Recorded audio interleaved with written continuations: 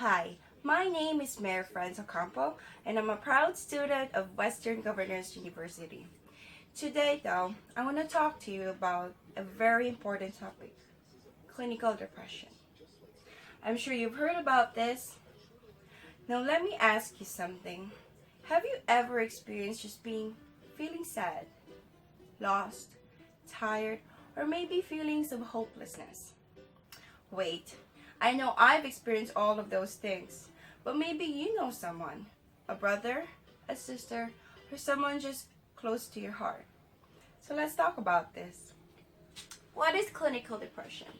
Clinical depression is an illness that can make you feel sad, hopeless, over a period of time. It is very different from occasional feelings of sadness, grief, or low energy that many of us can experience. It is common but very serious illness. It interferes with someone's life, relationship with your family, even caring for your own kids. Alright. Now let's talk about the nature of depression. There's intense feeling of sadness, loss in interest in things that you usually enjoy. And of course, it is distinguished as a medical illness and not as a sign of weakness.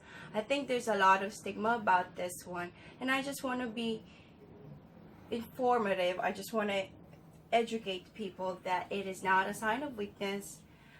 It is a medical illness and they do need help. And of course, there's a lot of options, there's a lot of help available, there's a lot of treatments out there.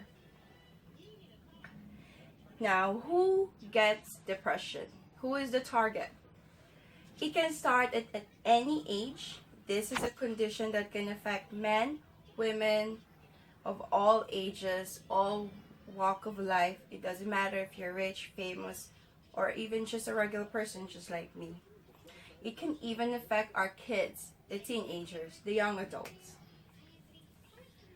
Now let's talk about symptoms. What are the clinical manifestations of this problem of depression, right? So there's persistent sadness, there's feelings of guilt, loss of interest with things that you usually find pleasure, like sports or sex. Now that's a problem, right? Poor memory, insomnia, oversleeping, weight gain or loss, fatigue or lack of energy, anxiety, digestive problems, slow speech, and of course the most problematic one, thoughts of harming yourself or death. So that's why before they do that, it's better to intervene right away at an early stage. Now I have here depression rates around the world, right? Since we're talking about who's getting depression. So as you can see, it's happening United Kingdom, France, Asia, Japan here, United States, Spain. The main point that I'm trying to convey is that this is a universal problem. It's happening all over the world, and not just here in US, but all over the world. Now, let's talk about causes of depression. Although there is no single cause of depression, experts believe that there is a combination of few factors, like genetic traits, right? Some of us just tend to have that. It just tends to run in our family. It depends on our genetic or our blueprints. The next one would be brain chemistry. When chemicals in our brain are called neurotransmitters, and if they are just not at the right levels, depression can of course occur. And these chemicals help cells in our brain communicate with each other, so they're very important. So how does depression affect you? And not just you though. That's the thing about this illness. It doesn't just affect this person. It affects you and the people around you. But how does it affect you?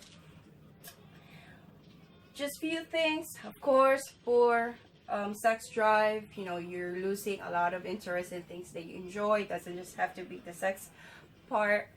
maybe the sports, you just have no interest in those things, or whatever that you enjoy in life.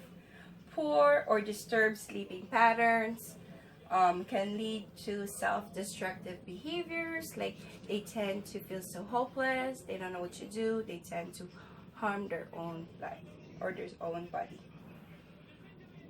Now let's talk about treatments. I'm very passionate about talking about these treatments because it is there. Help is always available. The first line of treatment they would do, of course, is medications, right? So several antidepressants are out there. They can help balance chemicals in the brain that is responsible for our mood stability. Remember we talked about those neurotransmitters?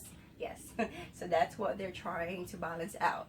So there's a classification of medications called SSRI. They are selective serotonin reuptake inhibitors.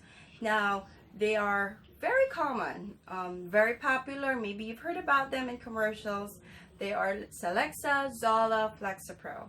So why are they very popular? Because of fewer side effects. Fewer side effects leads to increased tolerance. Of course, if there's increased tolerance to the patients, there's an increased patient compliance to their medication regimen, and that's good. That's what we want.